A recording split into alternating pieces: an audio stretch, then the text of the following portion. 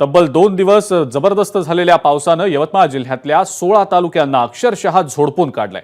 यावर्षीच्या पावसाळ्यातला हा सर्वात जास्त पाऊस मानला जातोय। या पावसामुळे शेतीचं देखील मोठं नुकसान झालंय। 8 ते 10 हजार हेक्टरवरच्या शेतीचं मोठं नुकसान झाल्यानं पोळा सणाच्या दिवशी शेतकऱ्यांच्या डोळ्यात पाणी आलेलं आहे। याचा आढावा घेतलाय आमचे प्रतिनिधी निलेश फाळके यांनी।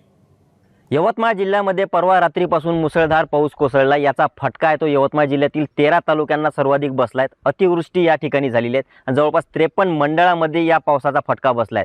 एकीकडे जर पाहिलं तर शेतकऱ्यांसाठी हा एकदम दुःखदायक असं हे एक पाऊस आहे। बोंड्या आणि पात्यावरती येऊ राहिल्या आहेत। मात्र या ठिकाणी जर अचानक पाऊस आला, मागच्या महिन्यात सुद्धा 15 दिवस पाऊस आला होता आणि आता सुद्धा 2-3 दिवसापासून पाऊस चालू असल्याने पिकं पूर्ण पाण्याखाली गेली आहे। कपाशी, तूर, सोयाबीन हे जळण्याच्या मार्गावरती आहेत। एकीकडे जर पाहिलं तर पाऊस बरसत आहे आणि आज हा पोळ्यासारखा सण शेतकऱ्यांचा आहे। शेतकऱ्यांचा सण असताना सुद्धा आज त्यांच्या डोळ्यात पाणी या ठिकाणी येत आहेत।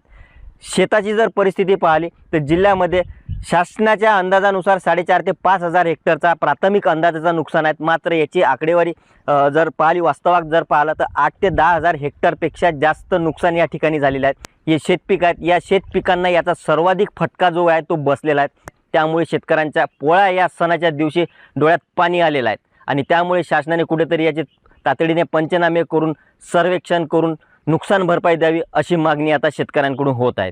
निलेश फाळके, एबीपी माझा, कारेगाव, यवतमाळ। एबीपी माझा, उघडा डोळे बघा नीट।